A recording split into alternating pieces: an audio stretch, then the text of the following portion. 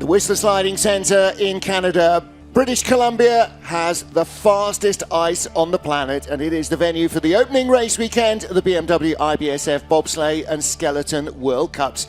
Good morning, everybody. Good afternoon, good evening, good grief. Is it that late already? Wherever you are, thank you for joining us as we get our final day of action here underway with women's bobsleigh. I'm Martin Haven. On his way down the track in one of the four running sleds is Canada's Chris Spring. He'll be joining me in just a moment to talk us through the action, but we have got a great race in store.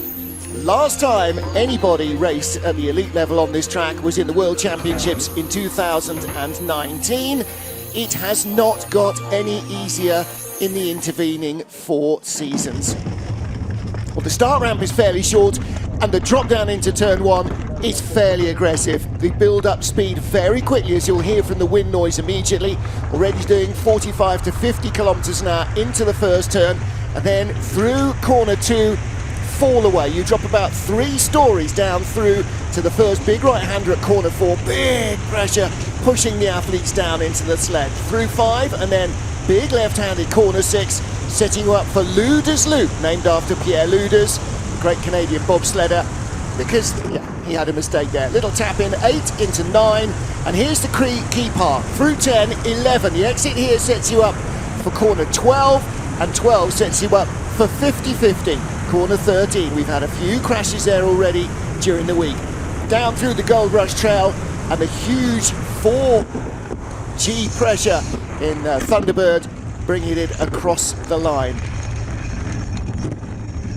Oh, we have top speeds here higher than anywhere else on the planet, and the German athletes were saying their pre-season warm-ups, their pre-season training back home on the German tracks, so didn't prepare them for this. They're doing about 20 kilometers an hour more here than they do back home, and that really gets your attention.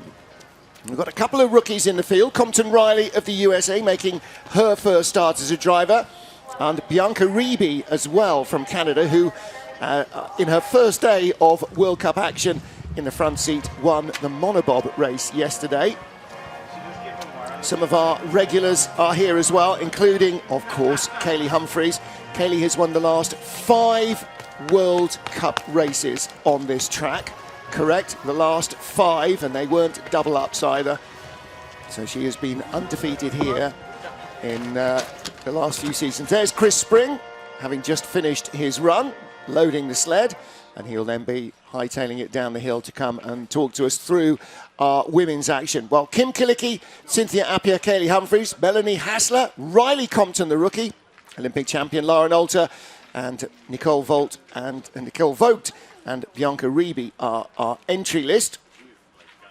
We will have more sleds joining as the season progresses, particularly as we get to Europe. But the cost of freight these days has made it very punitive getting to North America. First sled on ice, brand new season of women's bobsleigh, BMW IBSF Bobsleigh and Skeleton World Cup. Season opener here at Whistler in Canada. Martin Haven and Chris Spring watching as Kim Kalicki leaves the start with Annabelle Gallander behind her. Annabelle in only her 5th World Cup race. 2 of those with Kim, and 1 each with Mariam Yamanka and Stephanie Schneider.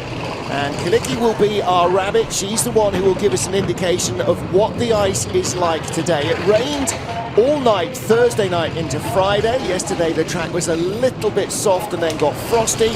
It was clear and cold overnight, and the ice is pretty hard right now. So we may see some entertaining slides, because it will be very different from the way that it felt in the final day of training 2 days ago. Yeah, really nice smooth exit of 12 there into 13. Beautiful crossover. This is a great run by Kim. She's really hammering it down here, taking advantage of that early ice. Wow, 147.7 kilometers an hour. Huge speed from that first sled. Smoothly onto the microphone, Chris Spring, good morning. Yeah, she makes it look very straightforward. Of course, they do have the slight advantage that they drove the track yesterday, but they did in a monobob, and as you were saying yesterday, that's like the difference between doing the 2-seat sled for the men and the 4-seater today. So it's a very different feel to the sled. Yeah, these girls are going to feel a lot more stability in the sled, and you see here on the exit of 7 as she comes down, and the sled is so much more stable, hugs that left wall with a nice transition into 9 here, and we're probably going to see some slow-mo pictures of that transition between 12 and 13 where she had no problem. Here's the exit. See the stark contrast in how much those runners are moving, barely at all compared to the sleds yesterday that were having trouble on the exit of 13. Well, you've just come down this morning. How is the ice feeling this morning? A little quicker than yesterday, I guess. A little, and it's a little colder. Yes, there is some snow flying in the air, but that's not really going to hamper the top speed of the track. Maybe a little bit at the start here, but definitely not that top speed as we saw there from Kim and her brakewoman there with 147.7 kilometers per hour. Well, Kalicki has made 16 World Cup starts in her career, 14 medals, including winning the last race in St. Moritz. Cynthia Appiah, this is her 10th World Cup start as a driver in the two-seat sled, as opposed to the monobob that she also races. But Leah Walkenden behind her, making her World Cup debut. 8 NAC races last season. And a solid start there, 5:23. And as you said, Leah's very first World Cup start here, and a few taps up the top here from Cynthia, but she's definitely back on track, and only 900ths back, and that's a credit to that start time as well, and she's going to hope to reel that time in on the way down the track. Well, Cynthia in the medals yesterday in the monobob race. She also was a winner on her World Cup debut on this track as a brakewoman for Kaillie Humphries. Mind you, if you've started a race with Kaillie in the last decade, you pretty much won it anyway. And a few problems here on the way down. And she's tapping here. A lot of work on the exit of 13 there, but she gets away with it smoothly, and at the finish line, she's going to be a little bit off the pace here. Top speed is down as well, and that's due to that exit of 13, that rocky exit of 13. You see her shaking her head there. Coaches are happy she made it down on all 4. I'm sure Leah, the brakewoman, is as well. Just when it's all getting a little bit light there.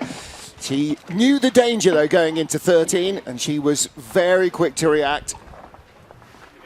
And a great start from these two as well. They've only just joined up this year, and as we were saying, Leah's very first World Cup start, track and field athlete from the University of Edmonton, and she's definitely thriving in this position with her very first World Cup start here today.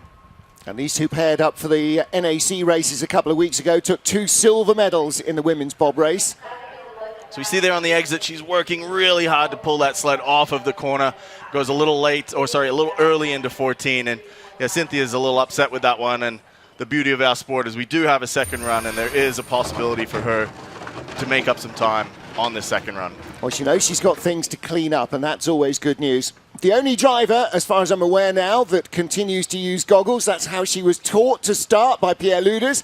And Kaillie Humphries still finds that works for her. Makes her very easy to spot. Alongside her, another debutante, Emily Renner, 23 years old from Rochester, New York, a hurdler with just 7 bobsled races officially under her belt. So this is the big deal. And as I said, Kaillie, in her 19th start now for Team USA, has won all of the last 5 World Cup races here, and she was, of course, the Olympic champion here in 2010.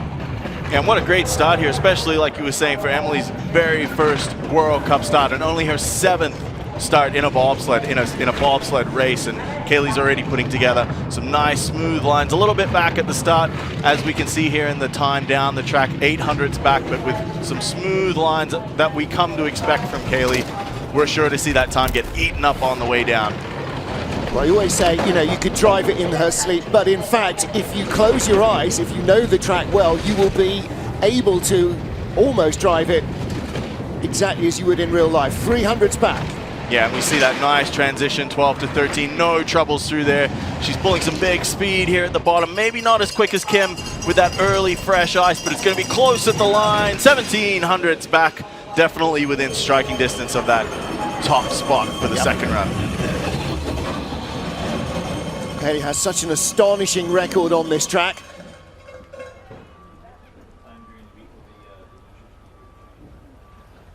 And we'll see how Kaillie feels after that run. Usually she goes over a little bit of how she was driving down the track in her mind. She definitely likes to get a good feel for it straight after the run, because unfortunately our brains, we like to forget a little bit as we enter the the truck and head back up the top, and then the coaches are like, hey, how was your run? And a lot of the times we either focus just on the good or just on the bad. And so Kaillie does a great job there of going over her run in her mind straight away. Well, there is video these days, of course, and the iPad programs that everybody uses are very sophisticated, but it's still not the same as what's locked in the brain. 15th World Cup start for Switzerland's Melanie Hasler. She made her debut as a brakewoman, but this is her 15th as a driver. 24-year-old with 26-year-old brakewoman Nadia Pasternak alongside her. Nadia in her 24th World Cup start on the brakes. These two paired up 4 seasons ago now, and hugely effective duo. Yeah, and the girls are going to try and get off the start block as soon as possible. We can see that snow still flying a little bit in the track here. And wow, 5:18, fastest start of the competition so far. Beautiful start. And that's largely dedicated to the athleticism of these girls and also getting off that line as quickly as possible so that groove isn't filling up with snow. Start record is a 5:06. Alana Myers-Taylor and Kerry Jones, one of the many Joneses that sat in the back of a Myers-Taylor sled over the years. Wow, look at the speed down the track. She's already 2,500s up. She had beautiful velocity at the start. Very high there in 11. She's going to have a little bit of trouble here. She needs to clean it up, and she does.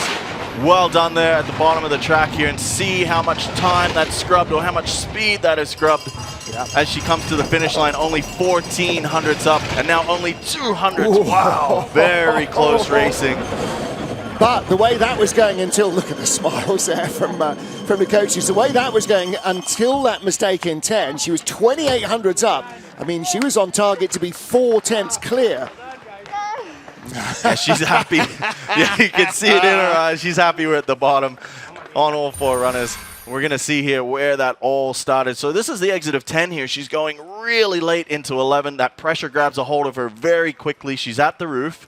She comes down. She's very high at the exit here. There's nowhere for her to go except that right wall, which then pushes her late into 12, getting onto that curve late. But she does a really good job of working hard and as soon as she's on the corner, and that's why she doesn't have too much problems there on the exit of 13. Well, great first run from Melanie Hasler. It's a disappointing end to last season with a really off-form race in St. Moritz. Next up, another of our debutantes, in fact 2 debutantes.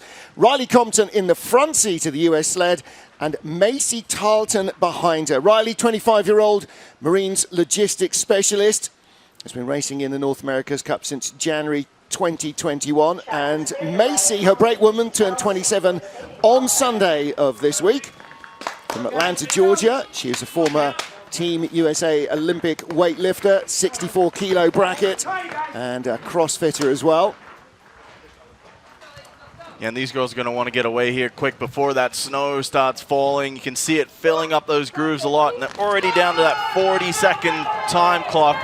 So they're probably going to want to change that up if the snow keeps to fall in that second run to get off the line a little bit. Oh, I just got the handling in time. Well, this takes me back a little bit because they're not in one of the BMW sleds. They are in a Bodine, and it's been a couple of years, 4 or 5 years probably, since we've seen a Bodine in World Cup action. Actually, Macy was telling me that when they started sliding together, the sled was making so much noise. Coaches were saying, she's over! Oh, she was so high there in the middle of 6 that she's going to get all that pressure at the exit. And at this point, the sled is over, the brakeman and the pilot just trying to tuck in, make themselves as small as possible. You can hear the sound that this sled makes on its head on the way down the track.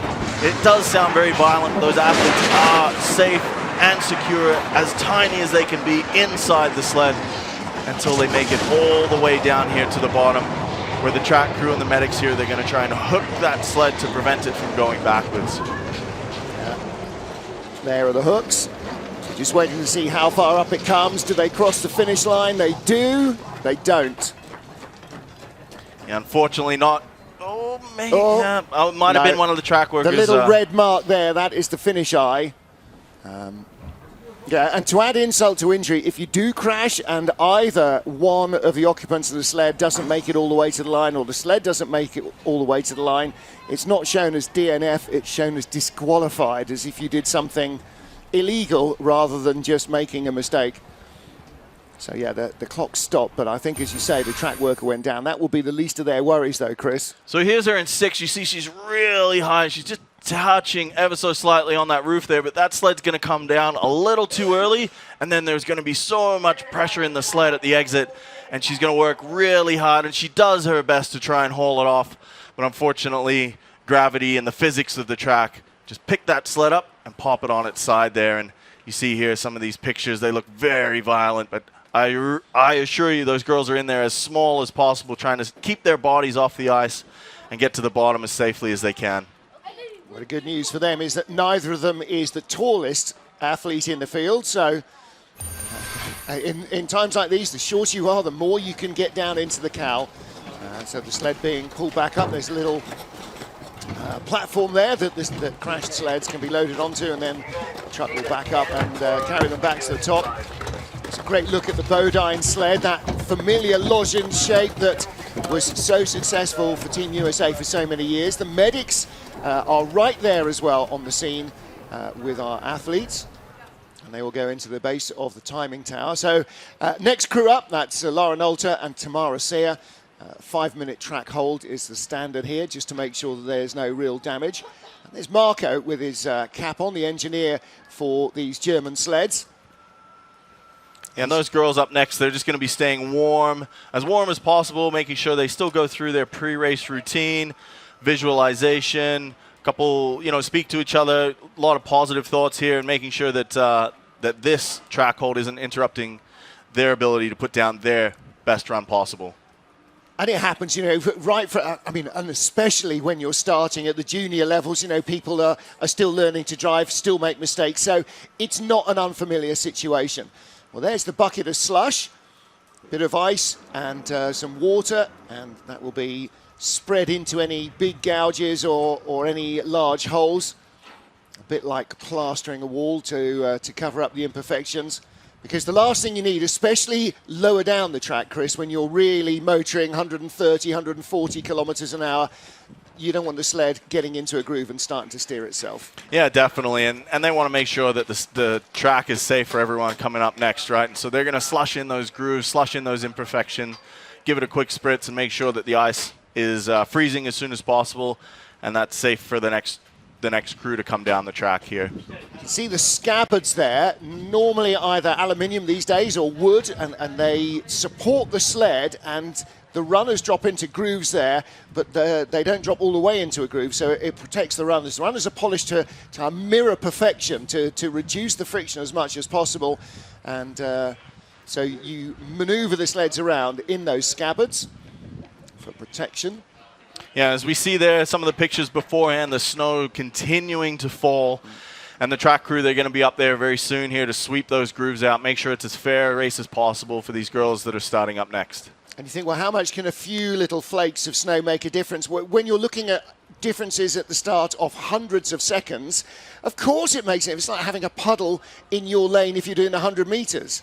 You're only going to run through it 2 or 3 steps, but that might be the difference. Yeah, exactly. And when the races, as we've seen over the last couple days of racing with bobsleigh and skeleton, these races coming down to the 100th of the second, where everything matters. That's why we're so meticulous with our material when we're setting up our sleds, polishing our runners, making sure that there is no stone left unturned, so that when we arrive at the start line and then when we complete our race and we are either up by 100th or down by 100th, we know that we did everything possible to get those extra hundredths out of the sled. And that's the imperative on the track crews at these tracks as well, is to make this, as polished and as fine a surface as is humanly possible. And bear in mind that this is not an ice skating rink. You're not laying water down on a flat surface and freezing it. You're spraying it onto a curved ice wall, and a lot of these walls, they don't just stop at the vertical, they come back over the top as well. You've got to ice that because that's the running surface, and you've got to make it smooth. Now, how do you stick ice upside down and make it smooth? I mean, there's an awful lot of work goes into just getting these tracks iced up to start with.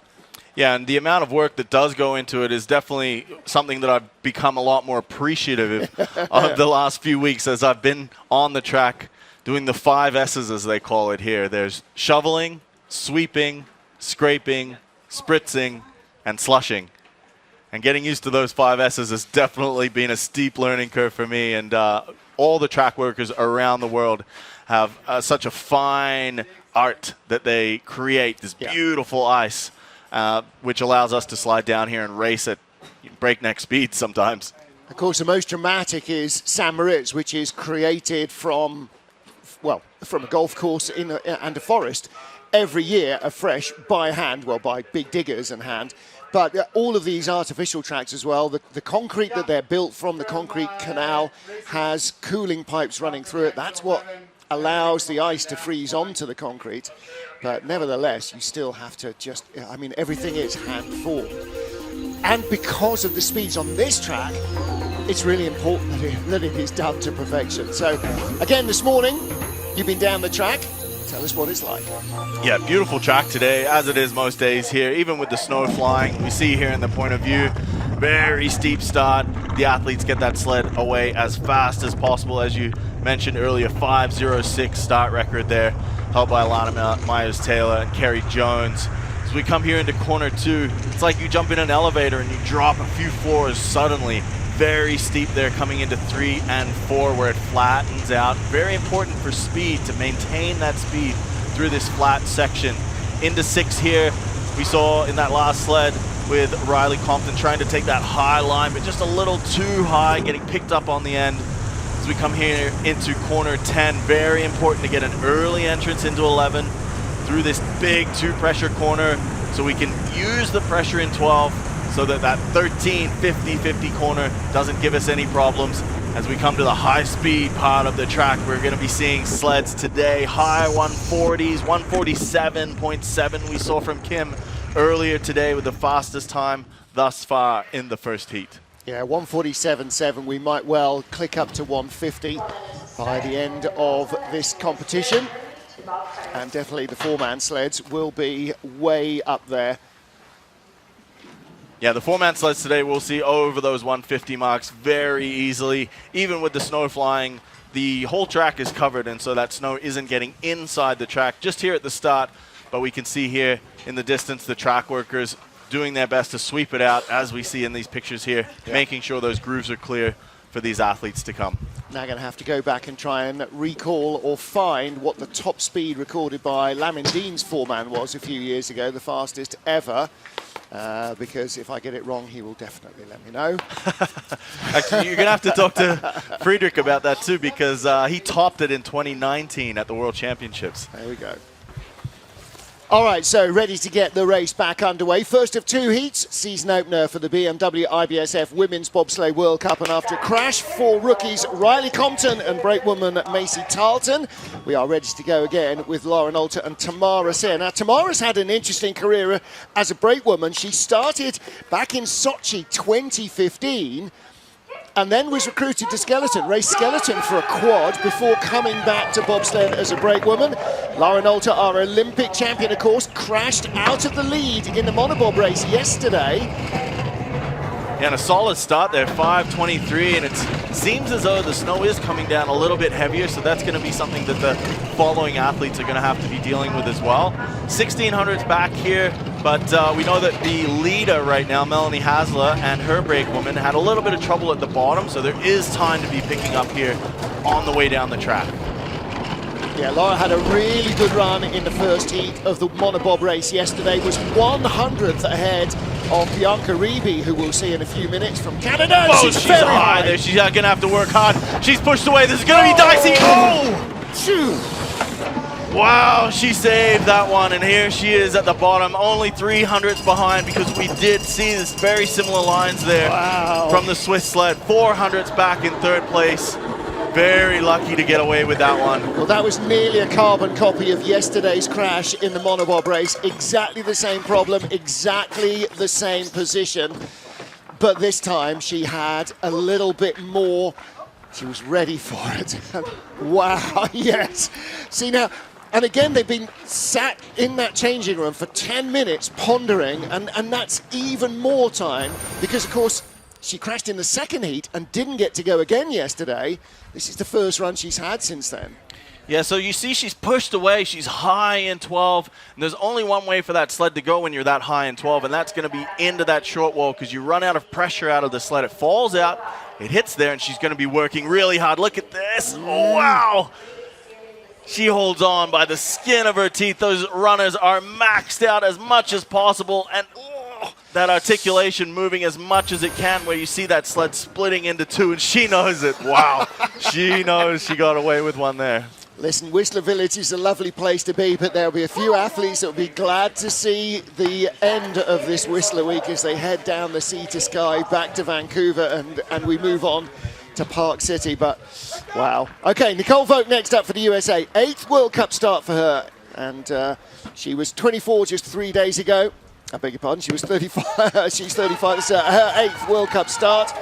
And with Jasmine Jones behind, making her World Cup debut, sprinter from Greensburg, Pennsylvania. Yeah, and a great start there, 5:31, and a good smooth exit out of corner one. Nicole's going to be looking to capitalize on some, fast ice here today and probably put down a PB run, and she's just going to be looking to have good, straight, parallel runs. You see she's driving the BMW sled, so we have all 3 Americans in 3 different sleds today. The BMW here with Nicole, we saw the Bodine in the sled with Riley Compton, and the BTC with Kaillie Humphries. Yeah. She's high on the exit here, very similar. She's going to have to work hard, and she does. And that's the difference there. That's why she gets away with it and comes out nice and clean there. Exit of 13, great recovery. Speed not bad either, half a second back, little more at the line, 55 unders back, 53.49 run. And for Nicole, she's had some difficult times here over the last few weeks during the North America's Cup, but she handled that perfectly, especially under this pressure and with the speeds as well.